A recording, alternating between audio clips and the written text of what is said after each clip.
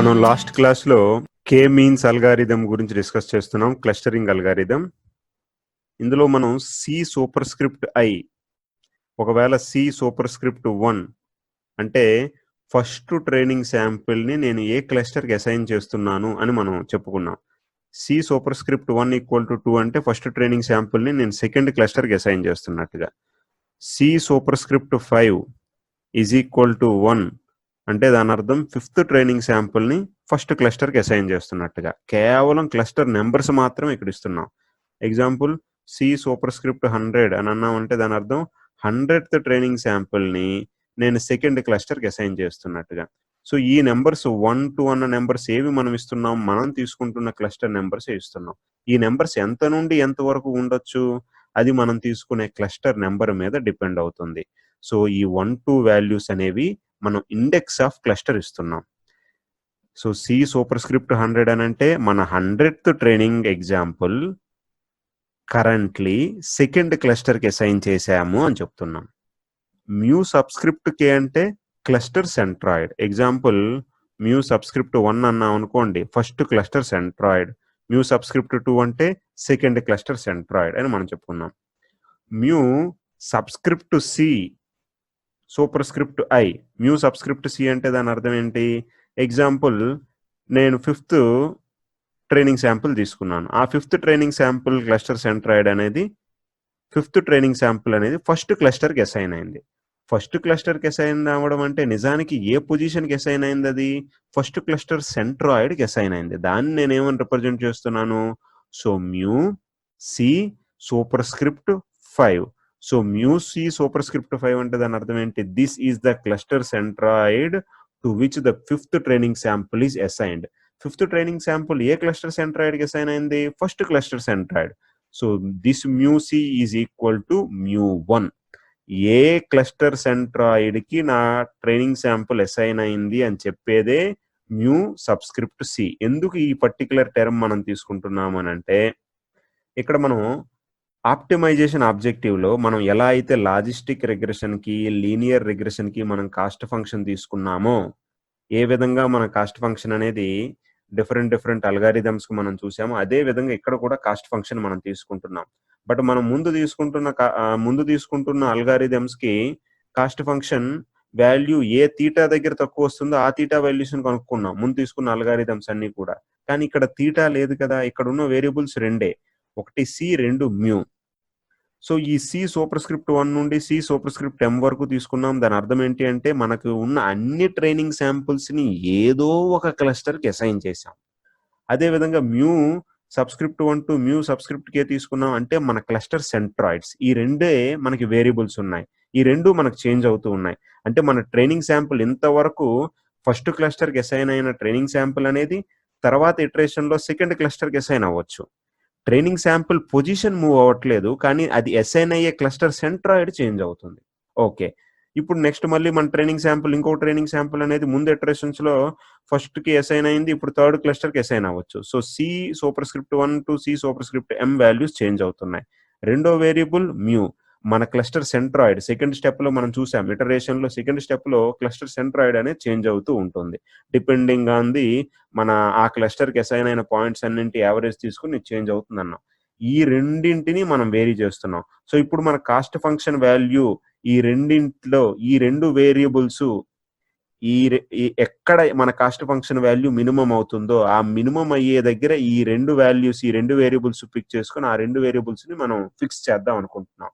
Are otherwise we're choosing this C and mu in such a way that our cost function is becoming minimum. ఇక్కడ మన cost function ని distortion function అంటాం మన K means అల్గారిథంలో, ఇక్కడ clustering అల్గారిథంలో. So what is the mathematical representation of our distortion function? It is equal to 1 by m, as we have discussed already in the previous algorithms. అక్కడ కూడా మనం 1 by m తీసుకున్నాం. Sigma is equal to 1 to m x super script i. Example నేను first training sample తీసుకున్నాను. ఈ first training శాంపుల్ని ఏ క్లస్టర్కి నేను assign చేశాను? Example second క్లస్టర్కి అసైన్ చేశాను. Now I'm taking the second cluster centroid. ఇప్పుడు ఈ ఫస్ట్ ట్రైనింగ్ శాంపుల్‌ని నేను సెకండ్ క్లస్టర్ సెంట్రాయిడ్ నుండి సబ్ట్రాక్ట్ చేస్తున్నాను. మిగతా క్లస్టర్ సెంట్రాయిడ్స్ వేటిని మనం తీసుకోం. మ్యూ1, మ్యూ3, మ్యూ4 తీసుకోం. ఈ పర్టిక్యులర్ ట్రైనింగ్ శాంపుల్ ఏ క్లస్టర్‌కి అసైన్ అయిందో ఆ క్లస్టర్ సెంట్రాయిడ్ నుండి మాత్రమే సబ్ట్రాక్ట్ చేస్తాం. ఇలా అన్ని ట్రైనింగ్ శాంపుల్స్‌ని వాటికి అసైన్ చేసిన అవి అసైన్ అయిన క్లస్టర్ సెంట్రాయిడ్ నుండి సబ్ట్రాక్ట్ చేసి నార్మలైజ్డ్ వాల్యూ హోల్ స్క్వేర్ తీసుకొని వాటిని యాడ్ చేస్తే వచ్చేదే మన cost function or distortion function value. So ఇలా చేసేటప్పుడు మనం ఈ సి వాల్యూస్, మ్యూ వాల్యూస్ ప్రాపర్‌గా తీసుకోవడం ద్వారా దీని వాల్యూని మనం మినిమైజ్ చేయొచ్చు. నౌ కే మీన్స్ అల్గారిథంలో మనం ఆల్రెడీ చూసాం. ఫస్ట్ మన కే క్లస్టర్స్‌ని ర్యాండమ్‌గా ఇనిషియలైజ్ చేయాలి. అంటే కే క్లస్టర్ సెంట్రాయిడ్స్‌ని ర్యాండమ్‌గా ఇనిషియలైజ్ చేయాలి. కే క్లస్టర్ సెంట్రాయిడ్స్‌ని ర్యాండమ్‌గా ఇనిషియలైజ్ చేసిన తర్వాత ఫస్ట్ స్టెప్‌లో మనం ఏం చేస్తున్నాం? Cluster assignment step. Cluster assignment స్టెప్‌లో నిజానికి మనం ఏం చేస్తున్నాం? అన్ని సెంట్రాయిడ్ వాల్యూస్‌ని మనం ఫిక్స్ చేసాం. We are holding mu one to mu K fixed. అన్ని క్లస్టర్ సెంట్రాయిడ్స్ ఫిక్స్డ్‌గా ఉన్నాయి. అవి చేంజ్ అవ్వట్లేదు. ఇప్పుడు మన ట్రైనింగ్ శాంపిల్స్ ఒక్కొక్క దాన్ని కూడా ఈ ఉన్న క్లస్టర్ సెంట్రాయిడ్‌లో ఏదో ఒక క్లస్టర్ సెంట్రాయిడ్‌కి అసైన్ చేస్తూ ఏ క్లస్టర్ సెంట్రాయిడ్‌కి అసైన్ చేయడం ద్వారా మన cost function or distortion function value minimum వస్తుందో చెక్ చేసి మన ఈ ట్రైనింగ్ శాంపిల్స్‌ని ఆ పర్టిక్యులర్ క్లస్టర్ సెంట్రాయిడ్‌కి అసైన్ చేసాం.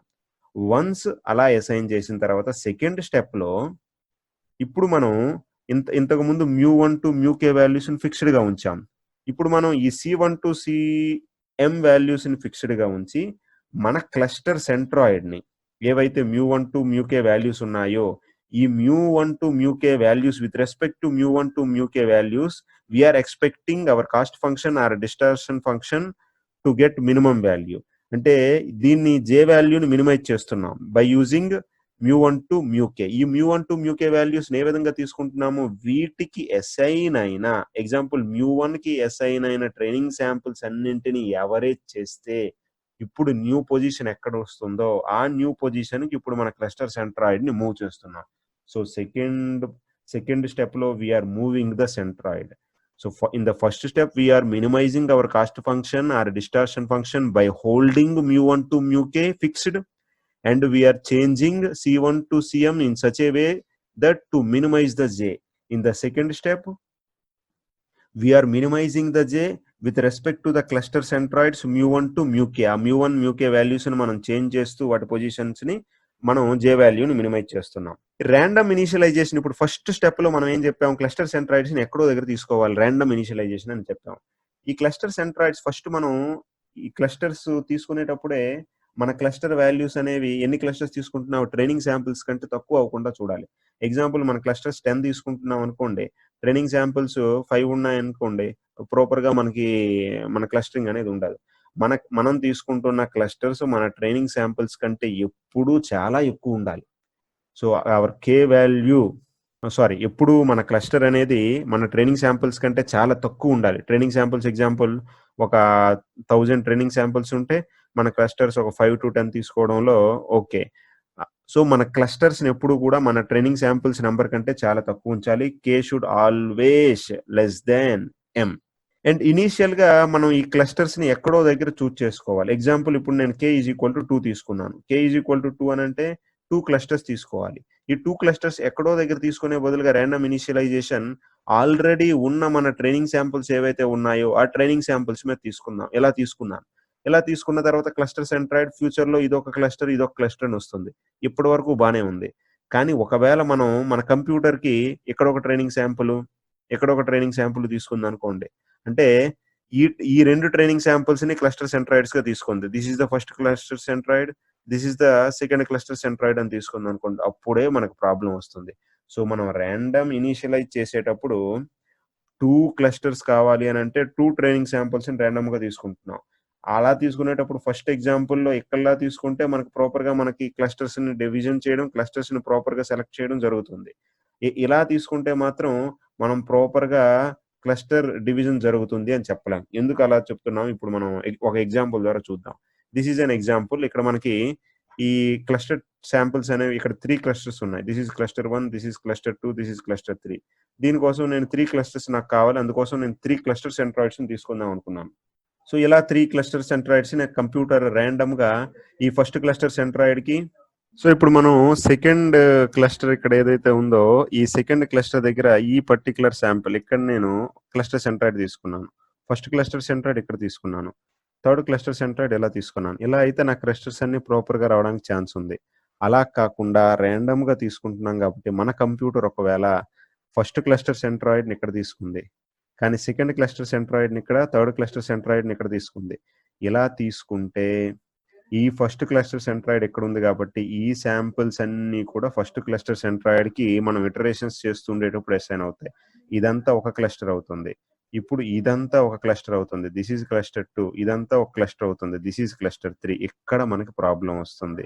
So initially the cluster centroids we have taken are not properly taken. అలా కాకుండా ఇప్పుడు ఈ థర్డ్ ఎగ్జాంపుల్‌లో చూడండి. ఇక్కడ క్లస్టర్ సెంట్రాయిడ్ ఇక్కడ తీసుకున్నాం మనం. This is the cluster centroid. This is our cluster centroid 2.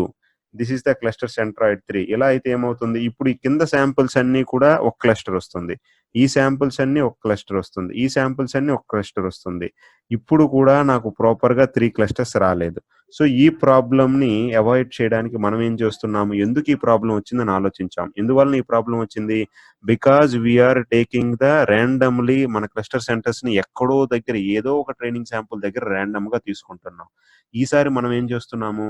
ఇలా ర్యాండమ్‌గా తీసుకోవడం వల్ల ఒక్కొక్కసారి ప్రాబ్లమ్ వస్తుంది. మేబీ ఒక్కొక్కసారి మనకి అవుట్‌పుట్ ప్రాపర్‌గా రావచ్చు.